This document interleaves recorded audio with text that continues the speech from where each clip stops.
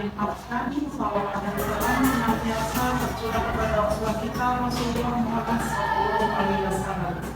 Pada kesempatan ini kita menghadiri kegiatan dari CGB, yaitu ini susunan acaranya yang pertama adalah pembukaan yang sedang berlangsung, yang kedua sambutan kepala sekolah dalam hari ini diwakili oleh Bapak Kadafi selaku wakakurikulum, yang ketiga pembacaan doa oleh Bapak Subhani, yang ketiga pemaparan materi yang nanti disampaikan oleh ya. Untuk mengawali kegiatan hari ini, mari kita bersama-sama membuka kegiatan dengan membaca basmalah bersama-sama. Bismillahirrahmanirrahim.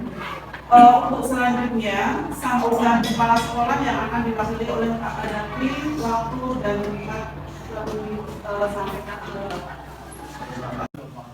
Alhamdulillahirrahmanirrahim. Wassalatu wassalamu ala asyrafil anbiya'i wal mursalin wa ala alihi wa sahbihi rasulillahi ajma'in, amma ba'd. Yang terhormat Bapak Subhani selaku Wakil Kepala Sekolah Bidang Kesiswaan, yang terhormat Bapak Ibu beserta calon guru penggerak SMK Negeri 4 Kota Jambi, yang terhormat Bapak Ibu beserta penyimbasan implementasi budaya positif di sekolah. Ya, seharusnya acara ini memang dibuka oleh kepala sekolah, tapi beliau hari ini ada di kementerian untuk menata baju yang besar itu, sehingga beliau tidak bisa bergabung dengan kita hari ini. Pertama-tama saya mengucapkan terima kasih kepada kedua calon guru penggerak kita, yaitu Bulan Yanisa SPD dan Sri Ispa yang sudah mengundang kita ya dalam kesempatan ini untuk pembahasan implementasi budaya positif di sekolah ini. Bapak Ibu, pembahasan ini kata lainnya diseminasi. Ya, diseminasi itu nanti kita menyampaikan ilmu yang kita dapatkan, bagaimana kita mengungkapkan ilmu kita, dan bagaimana nanti berdampak positif bagi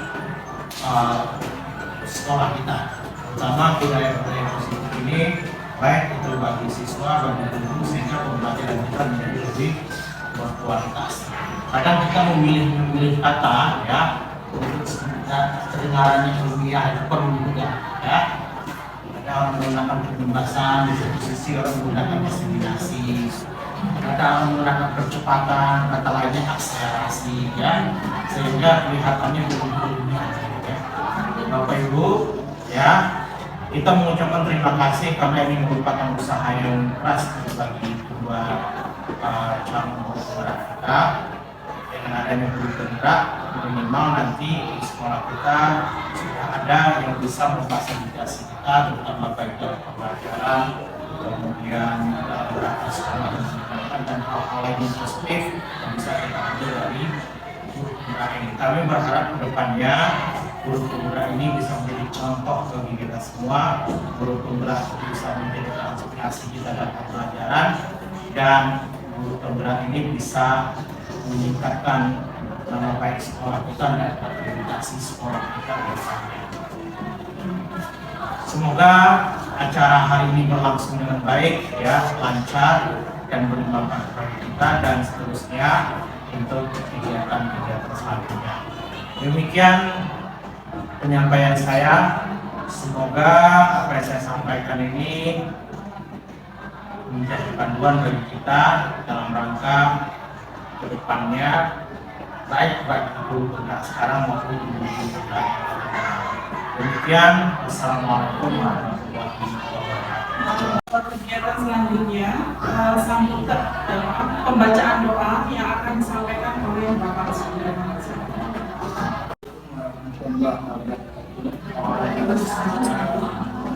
Baik Bapak Ibu, mendapatkan mari kita bersama-sama berdoa. Astagfirullahaladzim, astagfirullahaladzim, astagfirullahaladzim. Bismillah. والسلام على أشرف الأنبياء والمرسلين وعلى آله وصحبه أجمعين. اللهم صل على سيدنا محمد وعلى سيدنا محمد. اللهم اغفر لنا ذنوبنا وذنوبنا اللهم إنا نسألك علما نافعا وعملا متقبلا ورزقا واسعا يا فتح يا عليم يا ربنا إننا العارفين. اللهم أرنا الحق حقا وارزقنا اتباعه. اللهم إنا نسألك الهدى والتقى والعافية والغنى. ربنا ظلمنا أنفسنا وإن لم تغفر لنا وترحمنا لنكن من الخاسرين. ربنا آتنا في الدنيا حسنة وفي الآخرة حسنة وقنا عذاب النار. سبحان ربك رب العزة عما يصفون وسلام على المرسلين والحمد لله رب العالمين. Kegiatan selanjutnya yaitu kegiatan inti pemaparan materi mengenai penugasan implementasi budaya positif di sekolah yang akan disampaikan oleh Ibu Hani Anissa. Pada Ibu Hani persilakan.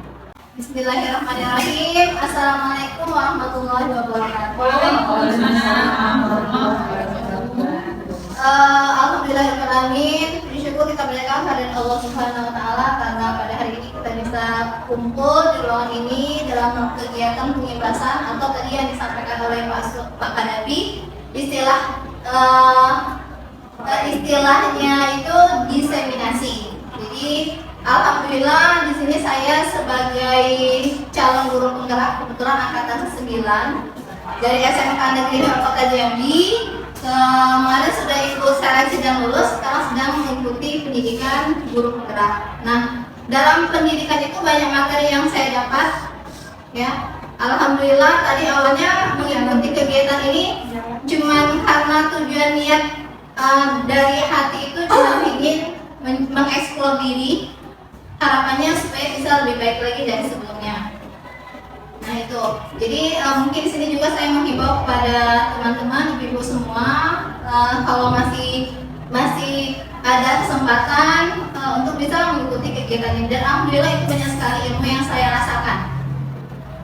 Berbanding seimbang dengan tugasnya. Jadi semoga yang lain bisa bersemangat, terutama guru-guru muda, Bu Rika, Bu Yun, Bu Eka, ya, Tami, Devi, ya. Semangat, semoga bisa ikut kegiatan ini. Salam dan salam kita sampaikan kepada junjungan kita Nabi besar Muhammad SAW, karena pada hari ini kita bisa hadir bersama. Semoga kegiatan ini bisa berjalan dengan lancar. Oke. Lanjut saja ke tujuan dari kegiatan ini adalah pengibasan implementasi budaya positif di sekolah. Nah, untuk materi budaya positif ini Bu, kami itu belajarnya ada 3 modul. Jadi ini termasuk modul yang pertama. Masih ada PR 2 modul lagi. Modul 11, 12, 13, 14. Nah, yang pengibasan hari ini modulnya 14. Mengenai budaya positif di sekolah. Nah, itu. Jadi harapan saya semoga kegiatan ini bisa bermanfaat bagi kita semua. Kalaupun seandainya nanti ada penyampaian yang kurang pas, saya mohon maaf. Di sini tujuan saya tidak mengajari, tapi hanya sekedar sharing atau berbagi. Semoga yang saya sampaikan ini bisa bermanfaat, bisa dipakai nanti dalam proses belajar kita supaya lebih baik lagi. Yang baik semoga diterima, yang tidak baik mohon dibuang jauh-jauh. Lanjut. Latar belakang dari kegiatan ini adalah penerapan budaya disiplin positif di sekolah. Jadi harapannya setelah pengibasan ini kita masing-masing yang hadir bisa menanamkan budaya positif di sekolah, khususnya di kelas-kelas yang kita ajarkan. Lanjut. Tujuannya pertama diawali dengan terbentuknya keyakinan sekolah. Apa itu keyakinan sekolah nanti akan kita coba sampaikan. Kemudian setelah terbentuknya keyakinan, lanjut kita bisa menerapkan budaya positif di kelas dan bahkan dalam kawasan yang lebih luas lagi di sekolah. Kemudian penguatan budaya positif. Kemudian yang terakhir adalah pembiasaan. Nah, ada 4 harapan dari dari pengibasan budaya positif ini. Lanjut.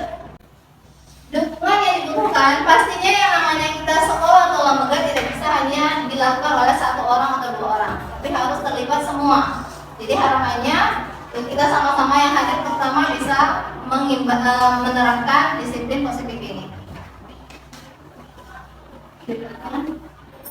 Kita mulai dari filosofi pendidikan Ki Hajar Dewantara, karena sebagaimana yang kita ketahui Ki Hajar Dewantara ini merupakan pahlawan pendidikan Indonesia. Jadi ya, dia merupakan pencetus pendidikan pertama di Indonesia, sehingga dia disebut dengan Bapak Pendidikan Nasional. Nah, menurut Ki Hajar Dewantara, guru itu diibaratkan sebagai seorang petani. Jadi kita sebagai petani, perannya apa? Untuk menjadikan tanaman menjadi tumbuh subur dan memastikan tanah tempat tumbuh tanaman adalah tanah yang cocok untuk ditanam. Jadi ibaratkan kita sebagai petani, murid kita sebagai tanaman. Kita harus sebelum kita menanam, kita harus siapkan semuanya sebaik mungkin. Sehingga ketika kita tanam, harapannya tanaman yang kita tanam itu bisa tumbuh dan berkembang dengan maksimal, sehingga bisa memberi manfaat bagi orang-orang di sekitarnya. Jadi itu yang dimaksud dengan guru diibaratkan sebagai seorang petani. Lanjut yang di bawahnya, dari gambaran di atas. Dari gambaran di atas disimpulkan bahwa sekolah diibaratkan tanah tempat bercocok tanam. Jadi sekolah diibaratkan tanahnya, sehingga guru perlu mengusahakan sekolah menjadi sebuah lingkungan yang menyenangkan.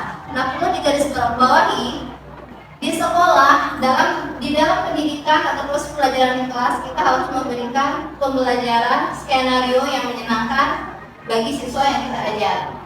Kemudian nyaman, kemudian melindungi murid-murid kita dari hal-hal yang tidak bermanfaat. Jadi minimalkan hal-hal negatif di kelas. Ya. Kemudian dan hal-hal yang tidak bermanfaat itu nanti bakal mengganggu perkembangan murid. Nah, itu harus kita hindari. Itu yang pertama, filosofi pendidikan Ki Hajar Dewantara. Lanjut. Kemudian di sini kita membahas mengenai budaya positif atau disiplin positif ya. Nah, apa itu disiplin? Mungkin ada yang bisa sekilas mempunyai pemahaman mengenai makna disiplin. Mematuhi peraturan yang ada. Mematuhi peraturan yang ada, apalagi mentaati, tepat waktu, tidak melanggar. Oke. Ya, jadi itu disiplin yang kita tahu secara awam atau secara umum. Ya. Untuk disiplin positif di sini itu sebenarnya fokusnya lebih dalam lagi dari yang sudah dijawab tadi. Lebih dari itu. Oke, lanjut. Nah, disiplin berasal dari kata disiplin yang dihubungkan dengan hukuman seperti yang dijawab sama ibu tadi ya. Aturan, hukuman, melanggar. Nah, itu yang kita tahunya secara umum. Kemudian kata disiplin dimaknai menjadi sesuatu yang dilakukan oleh seseorang pada orang lain untuk mendapatkan kepatuhan. Kita cenderung menghubungkan kata disiplin dengan ketidaknyamanan. Jadi kita bikin aturan, kemudian ada embel-embelnya ketidaknyamanan, keterpaksaan disiplin. Nah, itu yang kita ketahui ya mengenai disiplin. Kemudian sebenarnya disiplin itu adalah bentuk kontrol diri. Jadi tadi sudah disampaikan aturan, ketidaknyamanan, hukuman, itu yang kita tahu. Tapi yang lebih tepatnya yang harus kita pahami, disiplin itu lebih ke sebuah bentuk kontrol diri. Kontrol diri siapa? Terutama khususnya diri kita sendiri. Itu yang lebih tepatnya. Ya, belajar untuk kontrol diri dalam mencapai suatu tujuan yang mulia. Bagaimana kita bisa mengontrol diri kita untuk mencapai suatu tujuan yang mulia. Nah, itu yang disebut dengan disiplin yang sebenarnya. Kemudian tujuan mulia di sini mengacu pada nilai-nilai atau prinsip-prinsip mulia yang dianut seseorang. Kita kita yakin dengan nilai-nilai atau prinsip-prinsip mulia. Pasti kita tahu, kita sudah diajarkan dari kecil. Nah, ketika kita bisa mengontrol diri kita untuk selalu melakukan yang terbaik sesuai dengan nilai-nilai atau norma-norma yang mulia tadi, maka kita sudah mempunyai sifat disiplin diri. Nah, itu juga harusnya kita tekankan ke siswa-siswa kita, sehingga dia bisa mengontrol diri dia untuk tidak melakukan hal-hal yang di luar nilai-nilai yang mulia tadi. Bagaimana cara kita menerapkan itu kepada siswa kita? Itu prosesnya banyak sekali, dan itu merupakan poin utama yang harus kita lakukan dalam proses pembelajaran. Bagaimana kita membentuk karakter. Ketika anak didik kita sudah mempunyai karakter, yakinlah semuanya akan ikut berjalan sejalan dengan karakter yang dia miliki. Ketika dia tidak memiliki karakter, walaupun kita kasih ilmu setinggi apapun, pastinya tidak akan bisa dipakainya dengan baik. Jadi yang paling utama kita sebagai guru harus menanamkan disiplin diri ini kepada siswa sehingga mempunyai kesadaran dari dirinya untuk mematuhi nilai-nilai yang diakui nilai-nilai positif tadi. Itu yang berhubungan dengan disiplin. Lanjut. Kemudian ini budaya positif. Seorang guru yang baik harus memiliki kemampuan dalam mewujudkan budaya positif di sekolah. Seorang guru yang baik harus memiliki kemampuan dalam mewujudkan budaya positif di sekolah. Jadi selama ini mungkin kita ngejarnya guru itu cuma lebih ke pengetahuan keterampilan. Pengetahuan keterampilan kayak mana, pokoknya pengetahuannya sampai target, keterampilannya sampai target. Tapi sebenarnya jauh dari itu semua, yang paling penting kita tekankan adalah bagaimana kita menimbulkan karakter, kesadaran diri siswa untuk melakukan nilai-nilai positif, sehingga nanti pengetahuan, keterampilan itu akan ikut saja. Itu yang pertama. Kemudian nilai-nilai positif yang kita akui tadi itu di dalam dunia pendidikan Indonesia itu dirangkum dalam namanya kita kenal dengan profil pelajar Pancasila. Makanya setiap pembelajaran yang kita lakukan di sekolah harus mengacu pada nilai-nilai yang ada pada profil pelajar Pancasila. Makanya kadang-kadang kan saya aja kadang-kadang masih bingung, kok ada profil pelajar Pancasila ya, apa ya maksudnya? Nah ternyata itu kita menanamkan nilai-nilai kebajikan atau nilai-nilai positif kepada anak kita sebelum kita memberikan pelajaran yang lain. Itu. Kemudian budaya positif tersebut dapat teraplikasi dengan memahami dan menerapkan konsep-konsep inti. Nah, bagaimana cara kita menerapkan budaya positif kepada siswa kita? Yang pertama bisa kita lakukan dengan memotivasi perilaku siswa. Kita kasih motivasi dulu supaya dia bisa menerapkan disiplin positif ini. Di samping itu juga kita harus tahu, kita kasih dia hukuman, konsekuensi atau restitusi. Apa itu bedanya tiga-tiganya nanti kita bahas.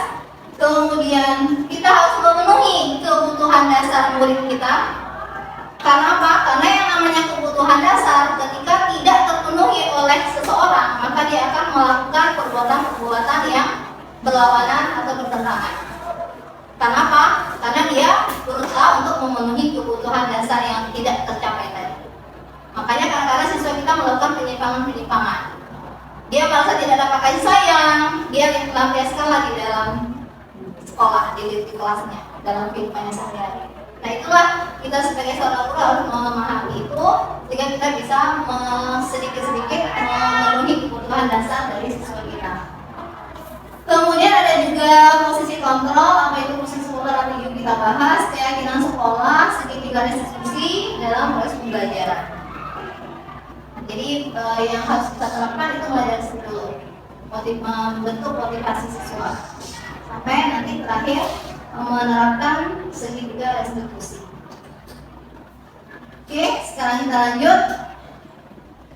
Motivasi intrinsik dan ekstrinsik. Karena tadi kan kita sudah sepakat untuk menanamkan budaya positif pada siswa, kita harus memberikan motivasi dulu kepada siswa. Apa itu motivasi intrinsik? Apa itu motivasi ekstrinsik? Mungkin ada yang sudah pernah dengar. Bu Pipi? Motivasi intrinsik itu motivasi yang ada dalam diri kita sendiri. Karena kan berbicaranya anak siswa. Motivasi kenapa dia mau jadi apa dia, kenapa dia belajar. Jadi tahu dia motivasinya untuk apa, lalu ini. Ya, itu yang intrinsik. Oke. Jadi itu yang intrinsik ya. Mungkin ada lagi yang lain bisa nambahin atau mau yang nambahin ekstrinsik? Bu Yani? Ya Bu? Kalau motivasi intrinsik dari dalam, dari cita-citanya, inginnya apa. Kalau motivasi intrinsik itu dari luar, dari lingkungan, Bisa kasih contoh? dari guru, motivasi dengan pola pembelajaran, dengan mungkin contoh-contoh. Kalau dari mana istilahnya itu dia lihat teman-temannya yang berhasil belajar, itu bermotivasi Itu ekstrinsik. kalau dorongan dari guru misalnya kalau kamu berhasil ini nanti kasih hadiah, nah ini seperti itu jawabannya. Oke. Sip, jawabannya betul semua. Jadi kalau intrinsik itu lebih dari motivasi dari dalam, kayak keinginan anak untuk belajar itu untuk apa, yang dia ingin itu apa, cita-citanya apa, seperti yang sampaikan Bu Pipi. Kalau ekstrinsik lebih dari luar, mungkin dari guru, bagaimana cara gurunya menggunakan metode pembelajaran, ada imbalan dan lain itu dari luar. Nah, dari dua motivasi ini yang terbaik yang mana Bu?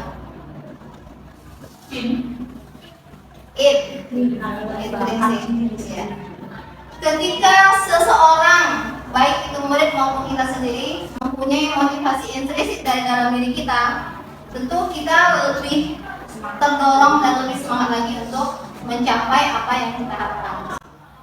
Tidak hanya sekedar dari luar. Jadi usahakan kita sebagai guru menanamkan motivasi intrinsik, bagaimana caranya kita memberikan pemahaman kepada anak didik kita sehingga dia timbul motivasinya dari dalam, motivasi intrinsik. Tidak dalam bentuk imbalan, dapat hadiah, ujian, itu termasuk ke motivasi ekstrinsik yang sebenarnya lebih kurang tepat kalau kita sandingkan dengan motivasi intrinsik. Oke Ibu, kita lanjut. Nah ini ya tadi yang sudah dibahas ya, menghargai diri sendiri dengan nilai-nilai kebajikan yang mereka percayai, itu motivasi intrinsik. Kalau intrinsik yang munculnya seperti dapat ujian, penghargaan, pengakuan, motivasi ini akan bertanya apa yang saya dapatkan apabila saya melakukan ini. Jadi dia mau melakukan sesuatu itu ketika dapat imbalan dulu. Nah itu kalau bisa kita hindari. Lanjut. Nah sekarang kita membahas mengenai hukuman, konsekuensi, restitusi. Mungkin ibu-ibu sudah kenal dengan 3 istilah ini. Ya, kalau kita kaitkan dengan disiplin. Ada yang bisa membedakan hukuman, konsekuensi, restitusi? Hukuman dengan konsekuensi beda.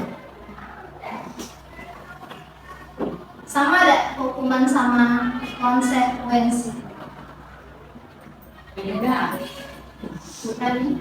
Bedanya kalau hukuman itu kan misalnya siswa melakukan sesuatu kesalahan kita langsung memberi hukuman, memberi sanksi, istilahnya bentuknya itu langsung. Tapi kalau konsekuensi misalnya seorang anak yang diberi kesempatan lagi untuk melakukan yang lebih baik lagi ke depan.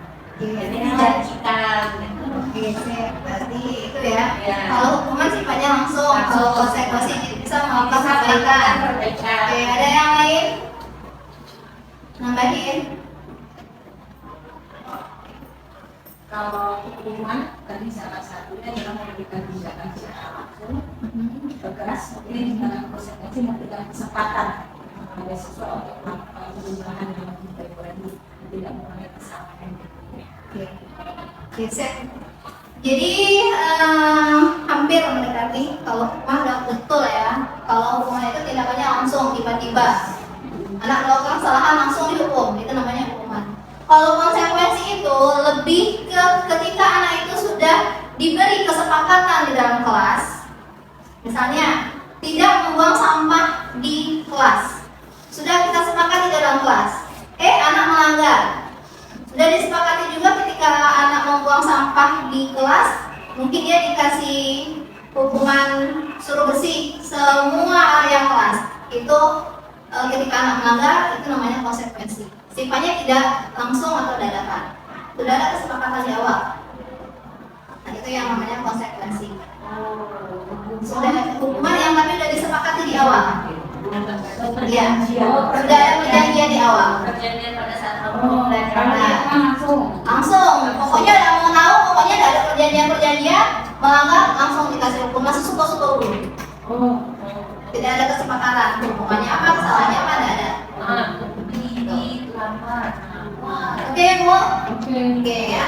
Lanjut ke restitusi. Lanjut. Tuh. Restitusi proses kolaboratif yang mengajarkan murid untuk mencari solusi dan membantu murid berpikir tentang orang seperti apa yang mereka inginkan dan bagaimana mereka harus memperlakukan orang lain. Jadi restitusi ini lebih bersifat kolaboratif. Kolaboratifnya di mana? Kolaboratif antara guru sama murid. Ya, di sini dalam kegiatan atau tindakan restitusi ini guru berkolaborasi dengan murid untuk mengajarkan murid mencari solusi dari apa yang sudah dibuatnya yang salah tadi. Misalnya membuang sampah sembarangan.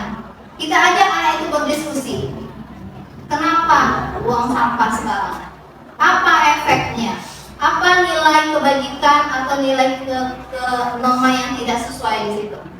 Kita kasih kesadaran ke anak. Nah, itulah yang disebut dengan restitusi. Jadi lebih memberikan pemahaman-pemahaman dari dalam diri siswa, menggali dari dalam. Nah, ini yang perlu kita terapkan di dalam proses pembelajaran ketika kita menerapkan disiplin. Tidak hukuman, mengurangi konsekuensi, tapi lebih yang paling kita pakai yang restitusi. Jadi kita jadikan teman anak itu sebagai teman kita. Kita ajak dia duduk saya bersama. Itu tapi memang prosesnya memang karena kita belum terbiasa, tapi bisa diterapkan. Coba. Benar, Bu. Itu di rumah kita dengan anak-anak. Kayak gitu ya, Bu ya. Dengar Bu. Dengan anak itu di rumah. Mungkin ya kita pakai cara yang paling gitu lah. Hukuman kan. Oke, lanjut. Keyakinan sekolah. Nah, tadi kita sudah belajar mengenai motivasi, hukuman, konsekuensi, restitusi dalam upaya menimbulkan budaya positif di kelas atau di sekolah. Lanjut kita melakukan penerapannya dengan membentuk keyakinan sekolah. Apa itu keyakinan? Nilai-nilai kebajikan universal yang disepakati secara tersirat, terlepas dari latar belakang agama, negara. Jadi bersifat umum nilai-nilai kebajikannya.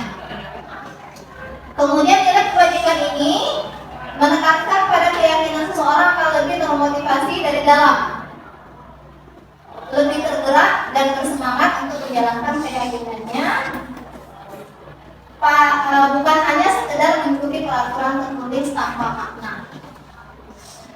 Nah, itu yang disebut dengan keyakinan. Jadi keyakinan dari sini, kalau yang sudah saya pelajari di pendidikan guru penggerak, sebelum kita memulai pembelajaran mengasih materi dari awal sampai akhir, intinya pada proses tahun ajaran baru, kita masuk kelas pertama, kita harus bikin keyakinan kelas dulu dengan siswa.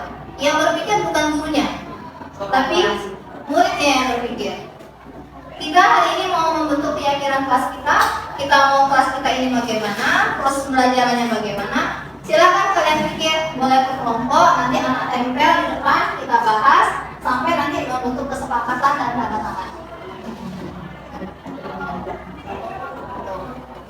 itu keyakinan. Nah, ini salah satu cara untuk mengibaskan budaya positif tadi. Dengan keyakinan itu harapannya bisa teraplikasi nilai-nilai kebajikan di kelas dan akan jadi kebiasaan.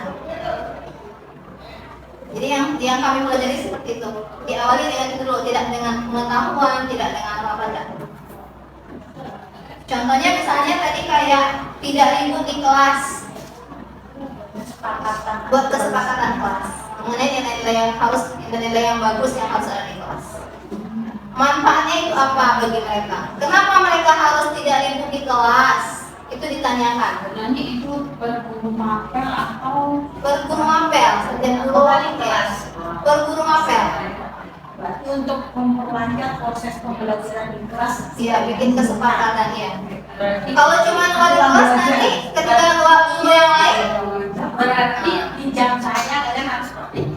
Iya. Kesepakatan. Iya. Nanti di jam guru lain lain-lain. bisa sama, bisa jadi sama. Bisa jadi sama. Oh, Gitu. ini kadang-kadang dengan praktek. Iya. Nah itu kalau bisa nanti kita coba, saya juga jujur pribadi baru dapat dan kebetulan belum ada kelas karena ada kelas 12 sama magang, jadi belum penerapan. Dan insya Allah semoga nanti bisa untuk mencoba dengan mulai membentuk keyakinan kelas, keyakinan diri. Itu ibu ya. Oke. Kemudian keyakinan sekolah. Keyakinan sekolah apa? Sebenarnya sama saja. Lebih umum lagi kalau sepanjang keyakinan sekolah. Ketika kita mempunyai visi sekolah, visi sekolah kita misalnya membentuk lulusan yang tangguh. Nah, sekolah harus mempunyai keyakinan untuk membentuk siswa yang tangguh itu. Kita harus bikin apa? Mungkin dengan program-program yang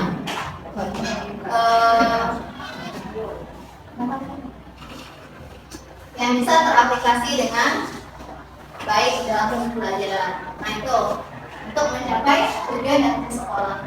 Lanjut, keyakinan sekolah. Nah misalkan ini contoh ibu-ibu ya. Keyakinan sekolah atau keyakinan kelasnya, contohnya di depan. Kembalikan barang ke tempatnya. Ini keyakinan kelas. Apa nilai kebajikan dari kembalikan barang ke tempatnya? Nilai kebajikannya apa? Kembalikan barang ke tempatnya. belajar bertanggung jawab terhadap Tanggung jawab. Apa lagi? Disiplin. Bersih hati. Kebersihan, kerapian. Nah itu yang kita tanamkan ke siswa kita. Kenapa harus membersihkan kelas? Maka harus kembalikan barang ke tempatnya. Lebih menyadarkan mereka akan apa yang dilakukan, manfaat atau efek dari yang dilakukan. Kemudian kalau contoh yang kedua, hadir di sekolah 15 menit sebelum pembelajaran. Itu nilai apa? Disiplin, tanggung jawab, ya, kepatuhan. Nah itu contoh sedikit dua keyakinan yang mungkin bisa dipakai di kelas. Oke, lanjut. Nah, selain berbicara mengenai keyakinan kelas atau keyakinan sekolah tadi, kita juga harus paham dengan kebutuhan dasar manusia.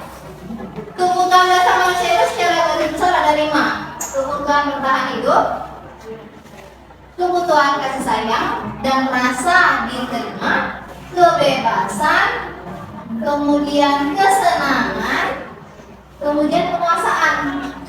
Ketika 5 kebutuhan dasar ini sudah ada pada diri setiap manusia, harapannya dia bisa mengontrol diri lebih baik.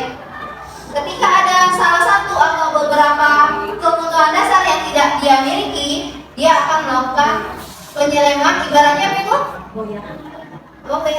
Goyah. Dia akan melakukan hal-hal yang tidak sesuai, tidak perhatiin dan lain-lain.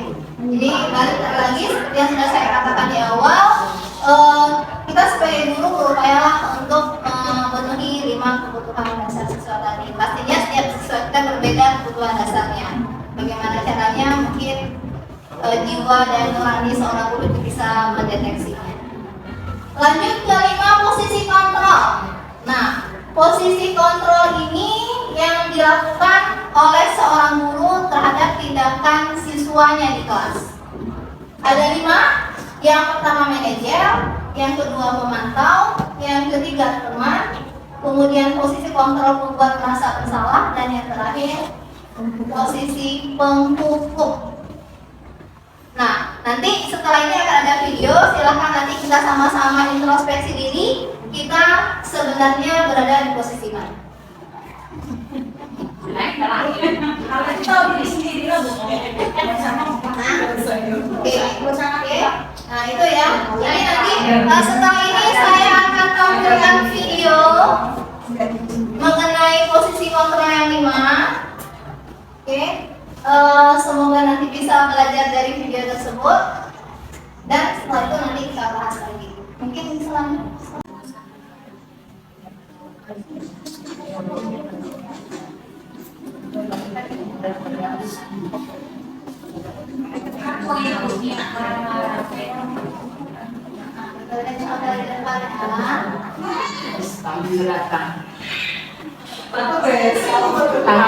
Tapi biasanya kayak gitu.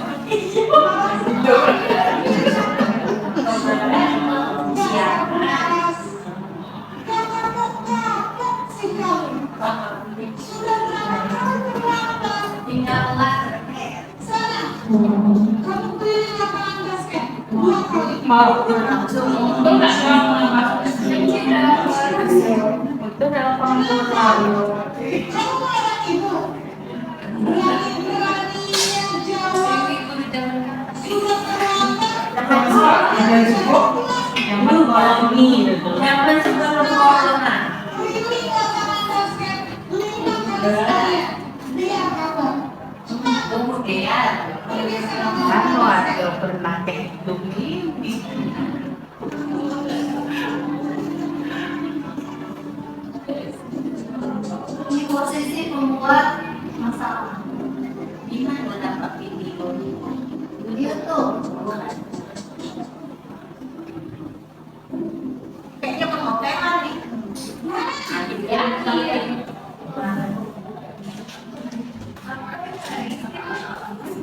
Ya kalau tema banyak itu.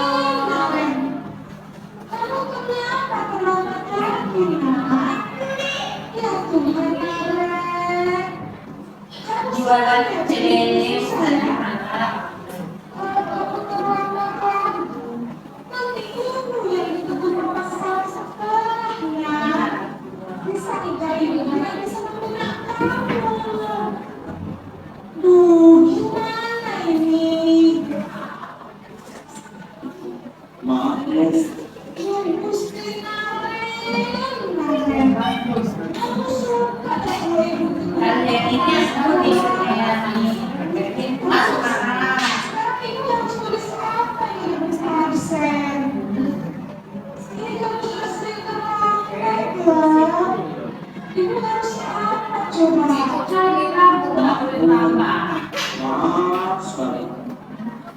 yang sudah lain kali jangan berusaha lagi ya. Ibu tidak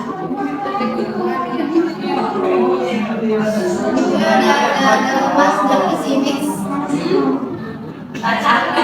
Ini bahasanya nggak nanti yang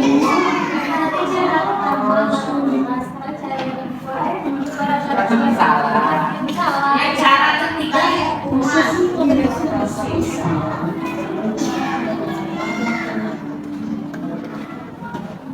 nanti nota Mesti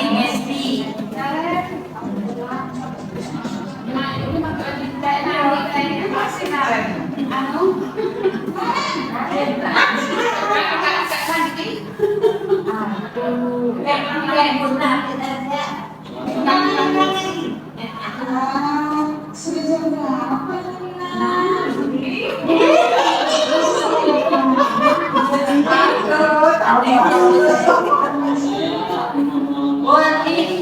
Iya saya.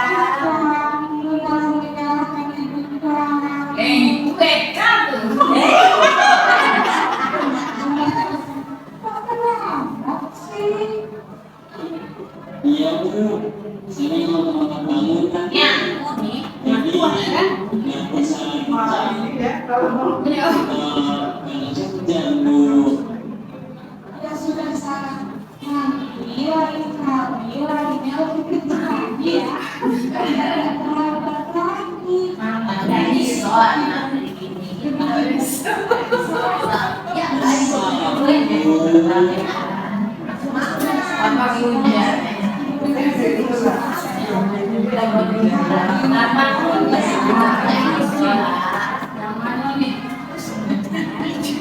Bisa di start kayak gitu. Kalau posisi kanan ya.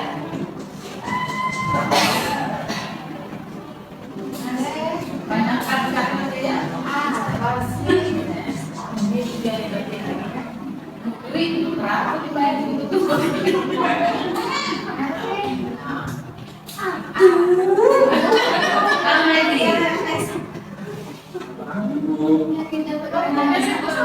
Apa peraturan sekolah kita tentang jam berapa kita harus masuk sekolah? Ini Bu Adi. Reni. Di sekolah jam 7 Bu. Iya betul. Sekarang sudah jam 7. Kalian sudah tahu konsekuensinya juga terlambat lagi. Maaf Bu, Tambah. saya harus tinggal kelas pas jam istirahat selama 60 menit. Ya, Boleh aku lihat sekali. jadi Aku lah berapa aslinya mengalami. Pakai kalau tutor nanti aku mau kemet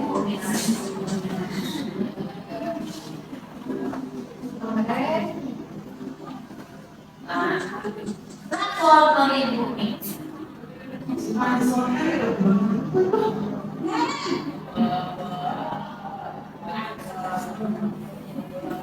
Adegan ini direkam secara tersisa.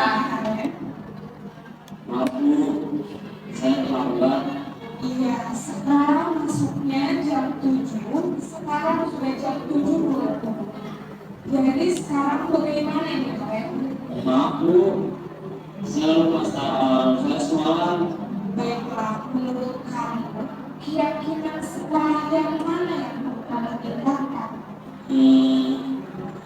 Menghargai diri sendiri dan orang lain mungkin Bu.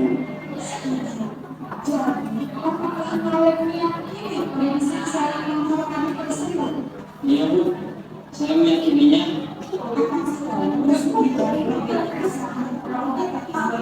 Sedia Bu. Bagaimana kamu akan memperbaiki masalah keterlambatan ini? Saya akan coba untuk tidak lupa menyetel alat saya Bu. Baik, kalau melakukan peralatan di rumah, ada orang yang kira-kira bisa bantu mengingatkan tidak? Ada Bu, kata saya, Kak Emma. Ada lagi selain KM? Selain Kak Emma, ada ibu saya. Baik, jadi yang mengingatkan kalian adalah KM dan anak kalian. Kira-kira akan mulai saat kapan ya kalian? Setelah pulang sekolah, akan segera saya lakukan. Baik, jadi kalian akan sekarang untuk bangun besok pagi dan akan diingatkan oleh kakak dan ibu kalian ya. Ada lagi yang mungkin perlu dilakukan kan? Agar tidak terlambat bangun lagi. Tidak ada Bu. Baik kalian, terima kasih untuk bersama kamu. Sekarang kamu perlu kembali ke kelas untuk belajar. Bu, terima kasih. Ada 5 contoh video posisi posisi kontrol guru, ada penghukum, memberi rasa bersalah, restitusi, bukan manajer, kemudian teman, pemantau. Kira-kira kita ini di posisi mana nih sekarang dari 5 ini? Ayo, Bu Feni posisi mana Bu Feni? Bu Feni teman, Bu Rika? Pemantau. Bu Tami? Penghukum. Oh, penghukum. Bu Dwi? Dengan situasi. Oh, bisa pakai misalnya anak itu berulang-ulang mungkin nomor 1 saya, tapi kalau misalnya sekali 2 kali artinya itu nggak akan dulu. Tengok situasi. Kalau dalam mood yang posisi mana tuh? Dari tadi lah yang 5 Bantu. Teman, Bu Gerti. tahu. Lanjut Jo. Mereka? Saya banyak mungkin merangkul siswa jadi pikiran banyak teman. Bu Yeni?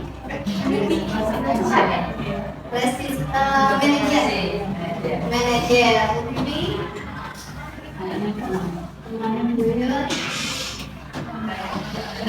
Oke.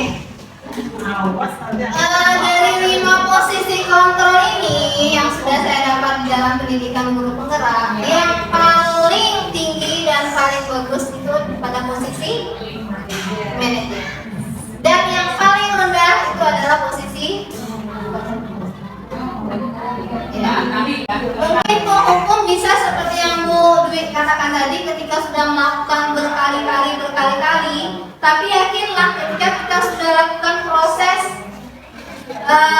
manajer, yakin itu yang namanya kejadian berulang itu pasti minimal terjadi. Kalau kita sudah pakai posisi kontrol di sini. Jadi saya berharap semoga kita bisa belajar dari 5 video tadi posisi kontrol sehingga kita bisa terapkan di dalam pembelajaran dengan siswa kita. Ada pertanyaan Ibu? Bu, nanti ke depannya saya harus paham. Oh, di-share videonya Bu ya? Oke, sip, nanti di-share videonya. Sekarang kita lanjut materi terakhir dalam penerapan budaya positif di sekolah, yaitu segitiga restitusi. Segitiga restitusi ini terkait dengan posisi Nomor 5. paling top, posisi manajer. Jadi ketika kita pakai posisi manajer, berada pada posisi manajer, kita harus pakai penerapan segitiga restitusi dalam menyelesaikan masalah siswa. Ada 3 tahapan. Yang pertama, menstabilkan identitas, mengubah identitas anak dari gagal menjadi orang sukses. Kemudian yang kedua, validasi tindakan yang salah. Setiap tindakan dilakukan dengan sesuatu tujuan untuk memenuhi kebutuhan dasar, seperti yang sudah kita bahas di kebutuhan dasar tadi. Melakukan penyimpangan karena kebutuhan dasar tidak terpenuhi. Kemudian setiap tindakan manusia baik atau buruk pasti memiliki tujuan. Mau baik, mau buruk, pasti semua ada tujuan.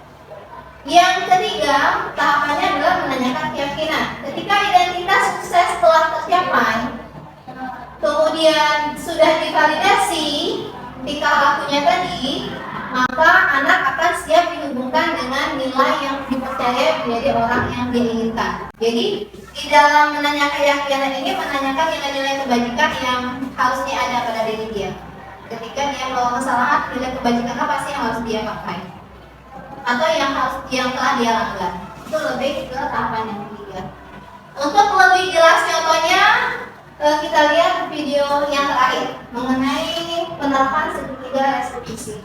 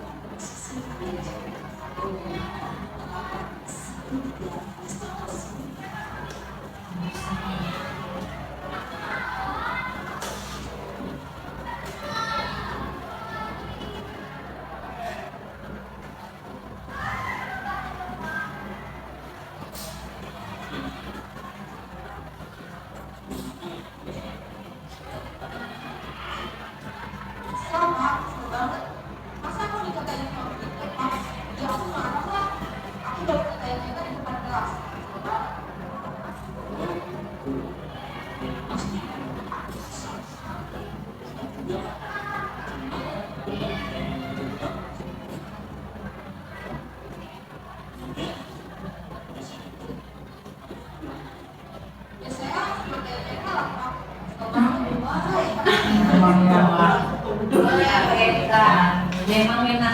Biasanya nggak bisa ngambil duit. Kalau mau paksa ya.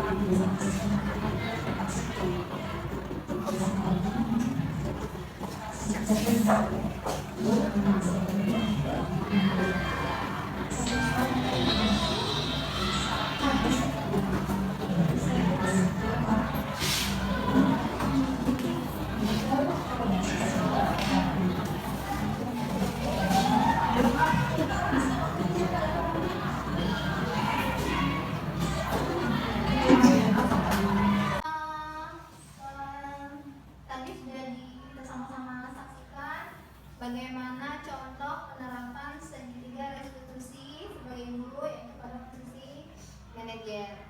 Nah tentunya karena ini memang posisi terbaik, sepertinya memang agak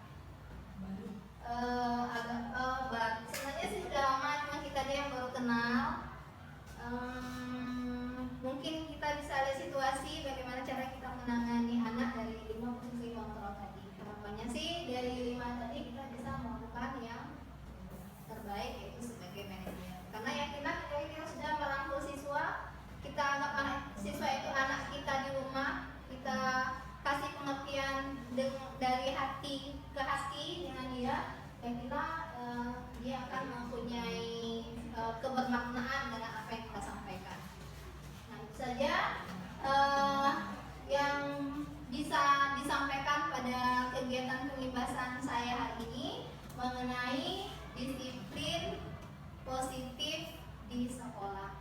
Harapannya yang disampaikan tadi pastinya masih banyak kurangnya daripada lebihnya.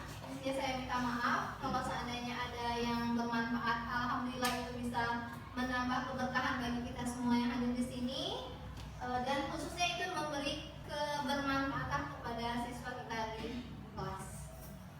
Saya mohon maaf jika ada salah dan saya ucapkan terima kasih kepada ibu-ibu yang sudah hadir. Saya tutup dengan wabillahi taufiq wal hidayah. Wassalamualaikum warahmatullahi wabarakatuh. Demikian Bapak Ibu sekalian pemaparan materi yang disampaikan oleh CGP Angkatan ke-9. Semoga bermanfaat bagi ibu-ibu sekalian dan menjadi motivasi bagi kita untuk menyusul menjadi CGP. Saya sebagai pembawa acara mohon maaf apabila banyak salahnya. Saya tutup. Wassalamualaikum warahmatullahi wabarakatuh.